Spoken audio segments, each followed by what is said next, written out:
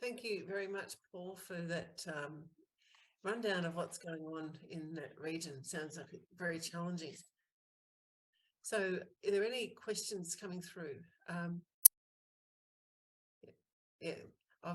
There's a comment here from Troy. It's not quite a question, though. So he's saying he's been lucky enough to assist you with your pig days over the past couple of years.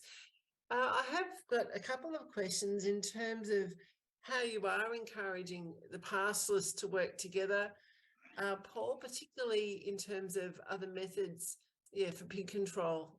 You mentioned that they're using ground shooting, and whether they have got the ability to use other types of control, even though, of course, they were saying there that trapping and baiting is not as preferred because of the areas that they're covering. But I'm just trying to think there in terms of other integrated management that could be occurring.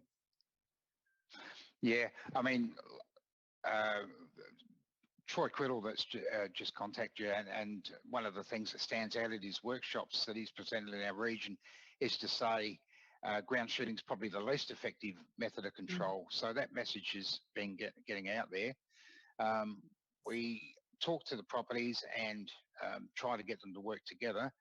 We do have sets of traps that we can loan out, and that's been made use of more in the northeast pastoral area. Most of our areas where pigs are not in areas where there's phone reception. So using the remote control gates, we did buy a set, but it's difficult to find an area where they're actually there's mobile phone coverage. So that's proven a bit difficult. And we're actually going up to do a trial on baiting. I head up later today, up in the Channel Country. So any findings of this we'll share with all the landholders up that way, and provide advice on how to carry it out. Yeah. Thanks, Paul. So I've probably got a few other questions while I'm waiting for others to flow in. Just in terms of populations of pigs coming down the river systems over the last couple of years, are you able to provide any observations about what's going on there, and and what that then has been to a change of attitude to land managers? Yeah, so I suppose the Cooper Creek's the one we've done the most frequently over the last 20 years. So, and these numbers will seem a lot less than what a lot of people are dealing with, but we were getting hundreds in that system, in the Cooper Creek system, going back 15, 20 years ago, but that's sort of now, we're seeing a lot less, like that can be under 30 pigs that we get in that Cooper Creek system during an entire shoot. So so that's why I was referring to the longer we've done control, we seem to be sort of keeping the numbers down a bit there. But they are, prior to 18 months ago, it's largely been relying on the flows coming down the creek to support the pigs, and as we're largely in drought. So away from the water channels, and that there's not a lot of scope for them to move around too much. The Diamantina, Gorges Lagoon's got a hell of a lot of pigs in it. We've done less control over that in the last 20 years, largely because the funding's been tied to the Coongie Lakes, the Ramsar wetlands. So the Diamantina's outside of that system. So that's sort of been missed as far as, like I said, we have limited access to funding. So we've had less money to spend in that area. So there's a solid population of pigs established in Goyters, but we have had reports of a couple of hundred pigs moving through the properties just inside the Queensland border down towards that system. And we have done control there in the last couple of years, picked up 100 or so pigs in those top 50 k's or so before they get to Goyters. Yeah, thanks, Paul. Okay, there's a question coming in from Anthony Rocco. So the key message seems to be having a coordinated approach from all stakeholders. Any advice on how to get parties to work together in a systematic way? Is that a statement or a question? It's the question. So he's asking for any advice on how to get parties to work together in a systematic way, Paul. So what have you? Yeah.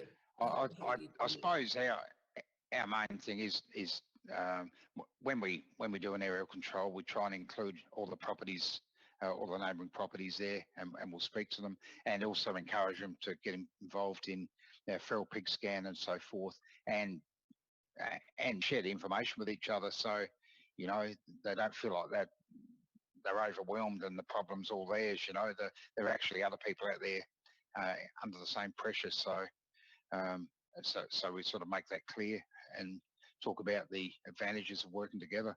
There's no point one property, obviously, most people in this forum will understand that, but if one property's not doing control and they've got a lot of pigs and the neighbouring properties are doing control, there's probably a bit of pressure on them too to be involved, but we definitely try and get everyone involved when we're doing the control.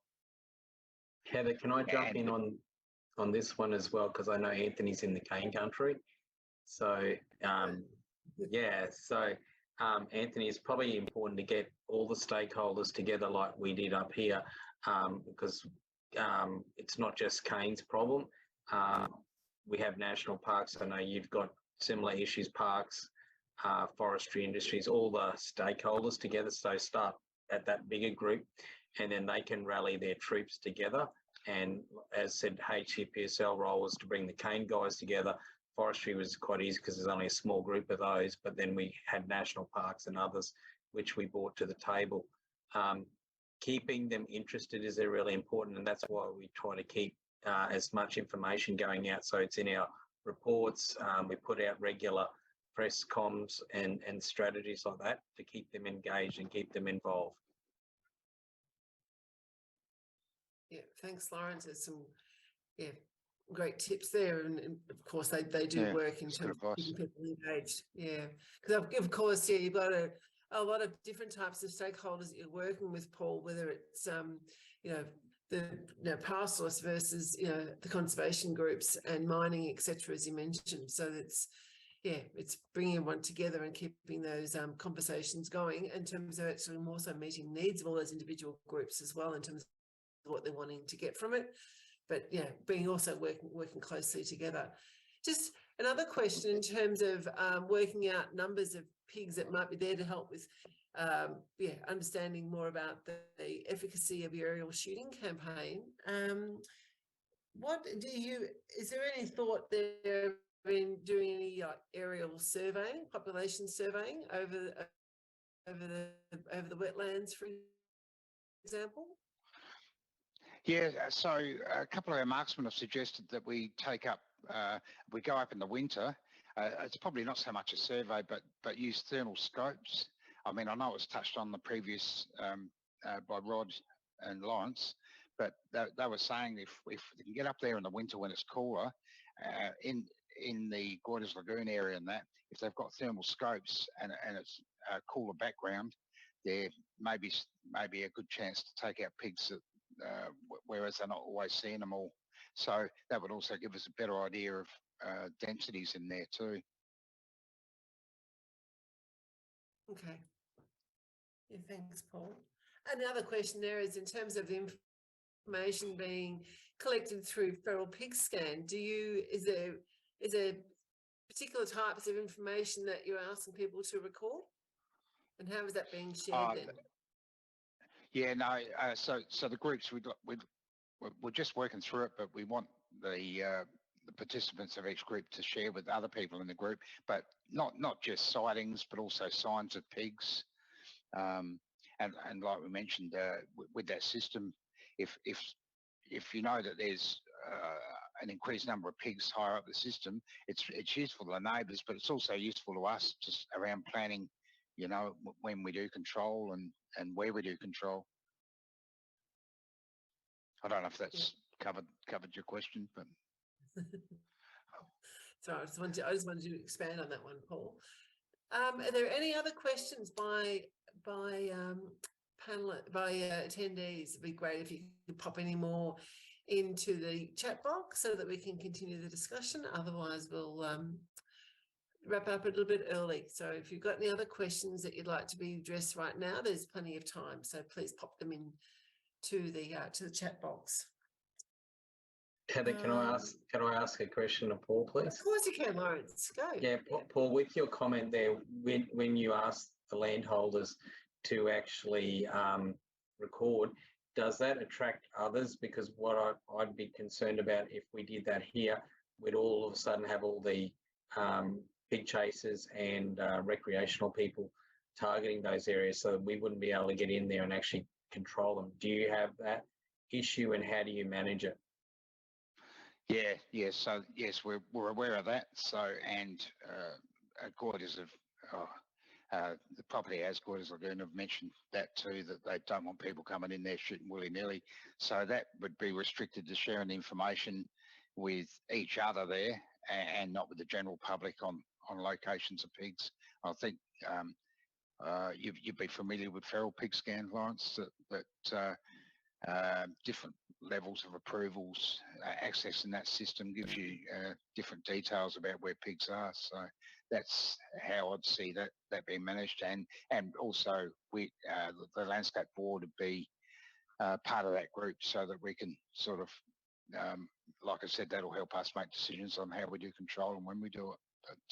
But no, that wouldn't be general public knowledge to where the pigs are on each of those properties. So yeah.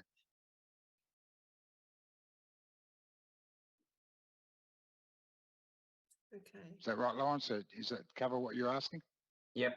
So it has definitely covered it. So you're keeping it within house and managing it within the key stakeholders that have a responsibility. You're not putting it out publicly. So I was just wondering if you were managing how you're managing the public.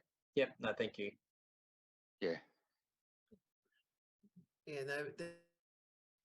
There is that function within feral pig scan to keep have a closed group, and the information only shared with those who can access within that group, which is great. I can't see any other questions coming in, but again,